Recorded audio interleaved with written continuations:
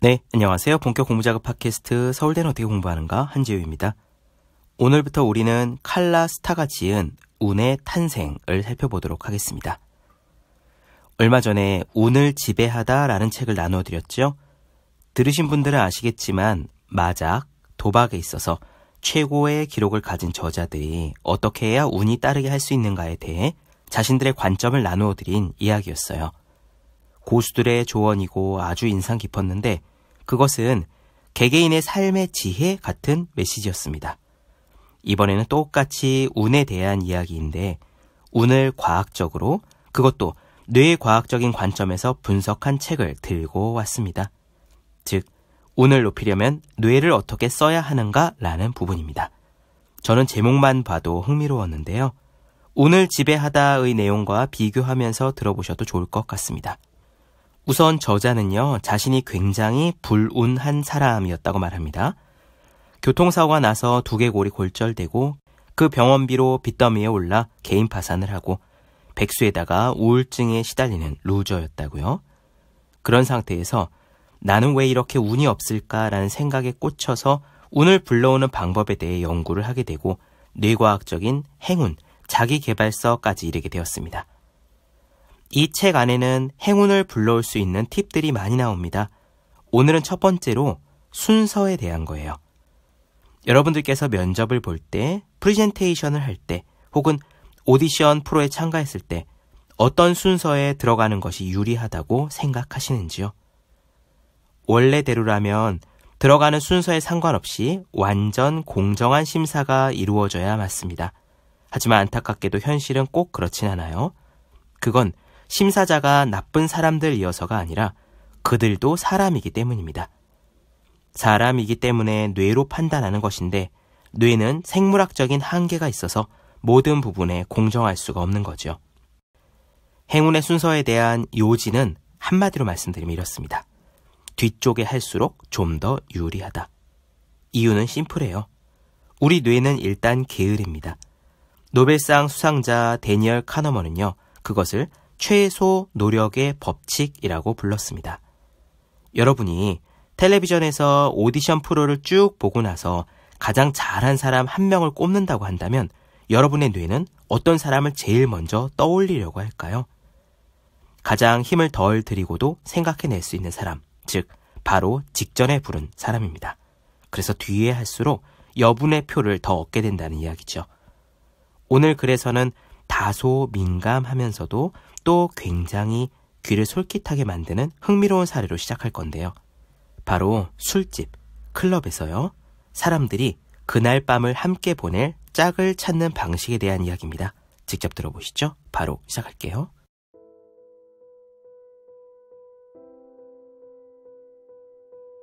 코미디언 브라운 울러는 10대 나이에 볼티모어에 있는 존스 홉킨스 대학교에서 여자친구를 만나 졸업을 한 뒤 13년 동안 같이 살았다.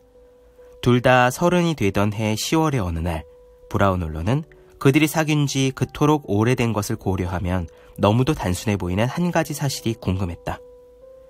왜 우리는 여태 결혼을 안 했지? 아니 왜 그에 관한 이야기조차 나눈 적이 없을까? 여자친구는 이렇게 답했다. 글쎄, 난 결혼하려면 다른 사람과도 잠자리를 해봐야 된다고 생각해. 브라운 울러는 그 대답을 곰곰이 생각해봤다. 그리고 대답했다. 네 생각이 그렇다면 좋아.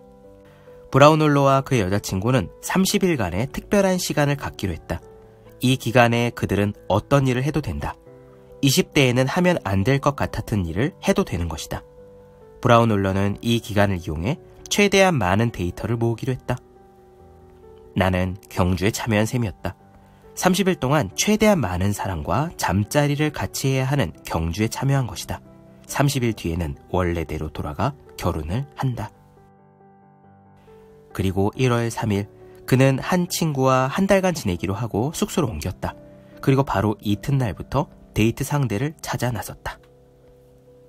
목표 숫자는 따로 없었다. 나는 이를 시간 제한이 있는 연애라고 생각했다. 모르는 사람과 잠자리를 하지 못하는 날이 있으면 나는 실패한 것이다. 이것이 나의 한 달간 직업인 셈이다. 브라운 울러가 뭔가를 통찰하게 된 것은 뉴욕 남동쪽에 있는 힙합 클럽 크래시 맨션에서였다. 여자 바텐더가 무료 음료 토큰을 계속 그 앞에 갖다 놓았다. 그녀는 그에게 담배를 피우러 나가지 않겠느냐고 물었다. 그들은 밀실로 가서 애무를 나누었다. 저는 이렇게 생각했어요. 아, 이제 잠자리를 갖겠구나. 그래서 그녀의 일이 끝날 때까지 계속 마셨죠. 그랬다. 그녀의 일은 뉴욕의 술집들이 문을 닫는 새벽 4시에 끝났다. 브라운홀러는 자신의 통찰을 이렇게 얘기했다. 새벽 4시까지 바에 있다 보니 일순간 문을 닫을 때 모든 이들이 짝을 지어 나가는 광경이 경이로웠어요. 제가 볼 때 뉴욕 사람들은 다음에 2가지 규칙만 따른다면 일주일 가운데 어느 때건 잠자리를 할 수 있는 사람을 찾을 수 있을 것 같았죠. 첫째, 새벽 4시까지 술집에 남아있을 것.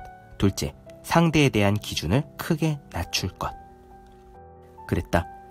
술집이 문을 닫는 시간은 역사상 가장 위대한 뚜쟁이라고 할 수 있다. 1970년대에 제임스 페니 베이커는 3곳의 술집에서 이에 관한 연구를 했다. 페니 베이커는 이렇게 말했다. 그곳들은 버지니아 대학교 주변에 있는 술집이었습니다. 그러니까 모두 대학가 술집이었던 거죠. 어느 목요일 저녁 연구 조교 6명이 밤 12시 반까지 영업하는 술집에 들어갔다. 그 연구는 이랬다. 어느 목요일 저녁 조교 6명이 12시 반까지 운영하는 술집에 들어갔다. 그들은 손님에게 2가지 질문을 했다. 오늘 저녁에 이곳에 온 손님들의 점수를 매긴다면 어떻게 매기겠어요? 그리고 연구 조교들은 밤 9시, 밤 10시 반, 그리고 자정 이렇게 3번 사람들에게 지금 술집 안에 있는 사람들의 매력 지수를 전혀 끌리지 않는다 1점에서 완전 미남 혹은 미녀다 10점 사이의 점수로 매겨보라고 했다. 그런데 밤 9시에는 술집 손님들이 평범하다라는 답을 많이 한 반면 문 닫기 30분 전에는 매력적인 사람들로 가득 찼다는 답이 훨씬 많았다. 오디션 프로의 심사위원이든 올림픽 심판이든 아니면 주택 구매자나 술집 순례를 하는 사람이든 이들은 처음에는 굉장히 높은 기준에 맞춰 평가를 한다. 그러다가 현실을 깨닫기 시작한다. 그러면서 알게 모르게 기준이 낮아진다. 밤 10시에 어떤 사람이 끌리는데 그로 인해 처음에 세웠던 이상적인 높은 기준은 온데간데 없다는 것을 자각한다. 조금 충격적일 수도 있다. 다른 경쟁자들과 서로 신경전도 벌인다. 밤이 깊어갈수록 내 앞에 있는 사람이 누구든 간에 그만의 장점에 매혹되기 시작한다. 나는 브라운홀러에게 그렇게 문을 닫는 시간에 벌어지는 광경을 목격한 뒤에 이성을 유혹하는 전략에 변화가 생겼는지 물었다. 그는 이렇게 답했다. 저는 매일 밤 그 전략을 취했어요. 한 달 동안 밤마다 영업시간이 끝날 때까지 술집에 남아 있었죠. 그렇다. 새벽 4시에 하룻밤을 같이 즐길 수 있는 사람이 나타나는 현상을 두고 경제학자들은 희소성이라는 용어를 쓴다.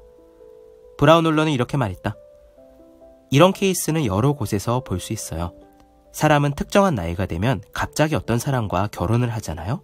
그럼 주위에서는 이런 반응을 보이죠. 정말 저 사람이랑? 그동안 사귄 사람들이 저 사람보다 훨씬 나았잖아. 하지만 경기가 막바지에 이르면 사람들이 이렇게 답합니다. 그냥 해야 할 것 같았어. 그렇다.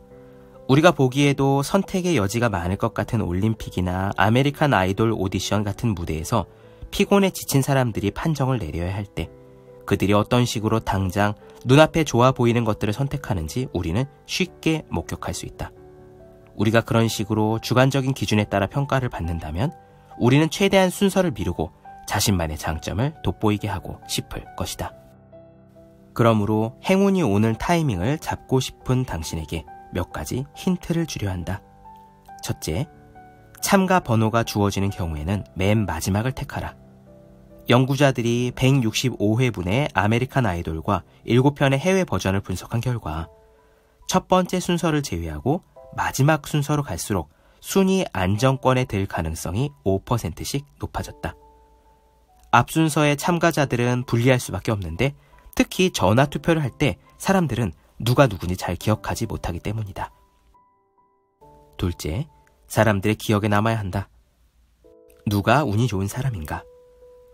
바로 선택의 순간 뇌리에 떠오르는 사람이다. 아침 일찍 면접을 봤다면 그날 나중에 자신의 존재를 일깨울 수 있는 메일을 하나 보내라. 로맨틱 코미디에서 주연 자리를 얻고 싶다면 노란색 나비 넥타이를 매라. 외국의 고위직 인사와 인맥이 있다면 그것을 과시하라. 셋째, 실패를 교훈으로 삼아라. 결과에만 집착할 때 실패는 치명적이다. 카메라를 응시하며 가능한 많은 것을 배우러 여기에 왔다라고 말할 수 있다면 유연한 대응 전략을 갖고 있는 것이다. 마지막 넷째, 마감될 때까지 자리를 뜨지 말아야 한다. 기준을 낮춰야 한다. 그러면 60% 정도는 성공한다.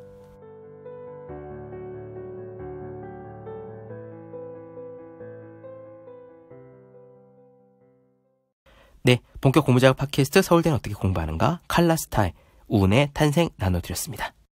더 많은 이야기가 궁금하신 분들은 제 유튜브 채널 제우의 서재, 네이버 블로그 생의 즐거운 편지, 카카오 브런치 한재우 브런치, 인스타그램에서 해시태그 제우의 서재 검색해 주시면 좋겠습니다. 또 하루 한 페이지씩 읽고 공부할 각오를 다지는 하루 5분 공부 각오, 공부하시는 모든 분들을 위해 어떻게 공부하는 게 효과적인 설명한 혼자 하는 공부의 정석, 그리고 해야 하는 일과 하고 싶은 일 사이에서 고민하며 쓴 첫 번째 에세이 노력이라 쓰고 버티기라 읽는, 아직 읽지 않으셨다면 꼭 한번 읽어보셨으면 좋겠습니다. 그럼 오늘 여기까지 할게요. 전 다음 시간에 뵙겠습니다. 여러분 모두 열심히 공부하십시오. 저도 열심히 하겠습니다.